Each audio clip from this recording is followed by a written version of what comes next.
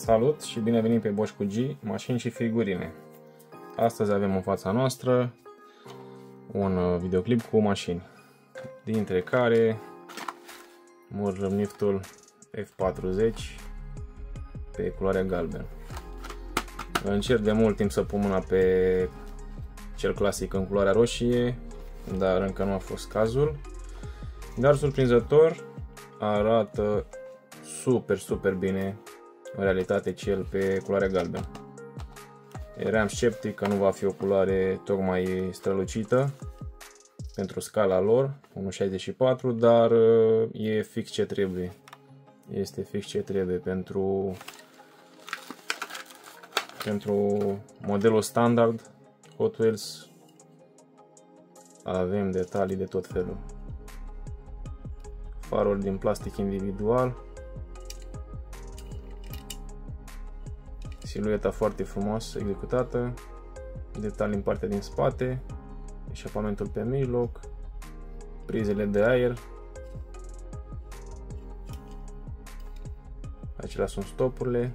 Nu sunt colorate, dar sunt ok. Și inclusiv roțile sunt ales bine, încercând să reproducă cât mai mult modelul de bază. În sfârșit, am toate modelele pe anul acesta, regăsindu-se și F50-ul Premium, cât și modelul meu favorit de la Ferrari, dar și modelul de competiții 499P. Foarte fericit că am reușit să completez setul Ferrari, cel puțin pentru anul acesta. În colecția mea se mai regăsește și un Burago. Este ușor măricel în încercarea de a fi 1.64, nu știu, 1.60, 1.52. Au detalii complexe, într-adevăr, oglinzi. Pe partea din spate stă mai bine, partea de motor, dar per total, făcând comparație între Burago și standard Hot Wheels, Hot Wheels eu zic că va câștiga. Ambele cu bază de plastic. Da. Să trecem mai departe.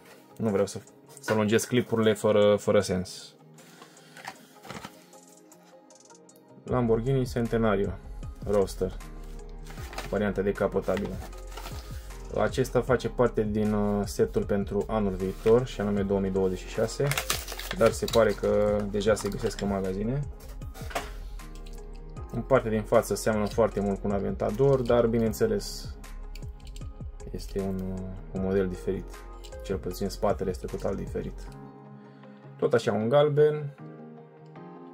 Nu pot să spun că au fost foarte multe modele pe galben de la Hot Wheels care m-au atras, dar o altă surpriză plăcută și acesta.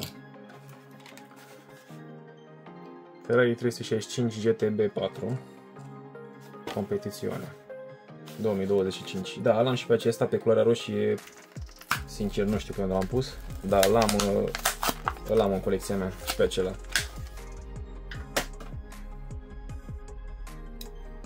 Nu foarte impresionat de culoare, dar da, este o aceeași nuanță pentru ambele Ferrari, din câte pot să-mi dai o seama, dar se vede destul de bine. Și pe acesta tot așa, faruri individuale în plastic, pe spate nu prea multe detalii. De desubt găsim eșapamentul reprodus, foarte frumos. Și-au dat silința ca să facă acest detaliu. Polestar. Nu este o mașină de zi cu zi, este un model mai futuristic. Zilele trecute am văzut la cineva un recasting la mașină și m-a lăsat surprins de ce poate ieși din acest model. În spate vom regăsi două plăci de surf. Se vrea a fi o mașină utilitară, ca să spunem așa. Pare desprinsă din filmele cu extraterestri, din filmele science fiction, ca să zic așa. F90 stradale. Și acesta l-am, dar nu știu unde este pus. Tot așa, în culoarea roșie. L-am găsit și în pachetul de 5 pe vișiniu. Pe vișiniu, numai puțin. Este pe undeva.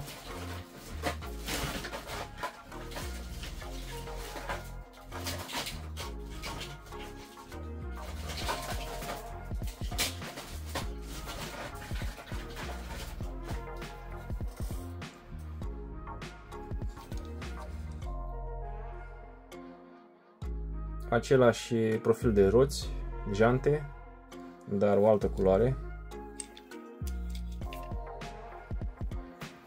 În schimb, plafonul este în aceeași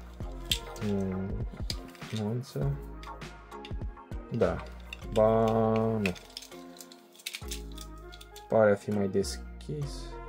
Nu, este aceeași nuanță. Lumina nu mă ajută foarte bine, dar este aceeași nuanță. Oglinzi.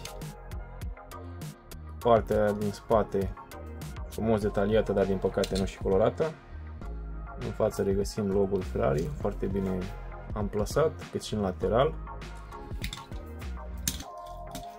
Fun fact, după ce dai o groază de bani pe modele de la Ferrari pentru a avea această emblemă laterală, vei plăti în plus opțional câteva mii bune, dacă dorești să o ai și pe aceea. Ford RS 2000. Fordurile de obicei nu sunt mare fan, nu mă atrag în special, dar acesta este un model legendar din competițiile anilor 80, început de 90. Vine și în varianta Treasure Hunt, Super Treasure Hunt pentru la anul 2026. Golf. Nu prea multe detalii în print, dar sunt mulțumit de model. Make Marty Sterling. Nu multă lume cunoaște această nebunie de mașină. Practic stă lipită pe circuit, deși dimensiunile sale nu ar părea că o poate face, având o siluetă foarte îngustă, dar a fost construită pentru competițiile de profil. Nu știu să zic nu cunosc dacă acest model a fost înregistrat și pentru mersul pe stradă, pentru a fi cumpărată de un om obișnuit, dar am rămas impresionat când am văzut în ce stil poate să atace curbele și la ce viteze. Bentley Continental o mai am pe alte culoare, dar nu sunt fan gold, aur în general ca și culoare, dar nu o vezi prea des și m-a dus cu gândul că va intra foarte bine în colecția mea, având o altă nuanță de culoare decât cele obișnuite, de galben, maro, alb, roșu și așa mai departe. Nu sunt foarte multe modele reproduse în această culoare.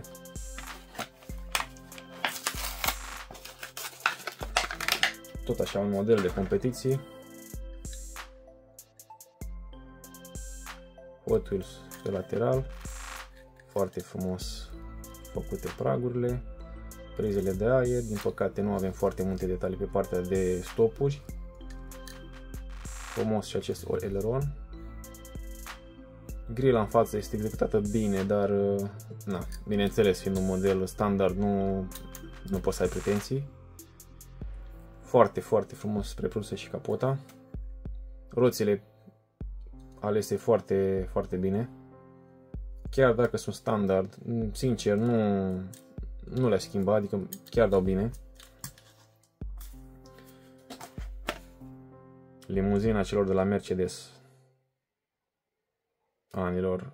sfârșitul anilor 80, respectiv 90, în două uși.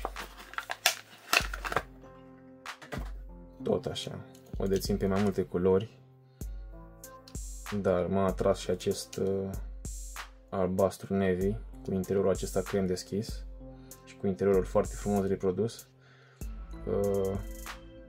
Puteai regăsi și pe partea din spate, inclusiv bancheta, boxe, volan. Față de alte modele, acesta dispune de o bună detaliere, inclusiv trapa este din metal, este închisă, dar are profil. Are un profil. Roțile dau bine, chiar dacă nu este nimic deosebit, dar reproduce foarte bine modelul clasic de jante puse pe această mașină. SUV, Chevy Blazer. Nu sunt un mare fan mașini americane, dar nu în fiecare zi vezi un Chevy Blazer. Foarte, foarte înalt, diferență enormă față de restul mașinilor în ceea ce privește garda la sol. O culoare foarte frumoasă. Vă spun, în realitate se vede mult mai bine acest arămiu. Logo-ul Chevrolet în profil. Este reprodus din șasiul turnat din metal. Foarte, foarte mare plus. Cât și bagajele de deasupra. Foarte, foarte frumos. Și pentru cei mai noi care nu o cunosc, așa arăta pe vremuri un telefon fix. Pe vremea când telefoanele mobile erau doar un vis. Acesta este un silver, un argintiu. Vine pentru, dacă nu mă înșel, da, pentru 2025, am crezut că este 2026, dar este ediția secundă. Prima a fost într-un alb și vine cu o piesă mobilă, ca și cum s-ar ridica receptorul să putem răspunde. Am omis de câteva ori să o iau, am găsit de mai multe ori.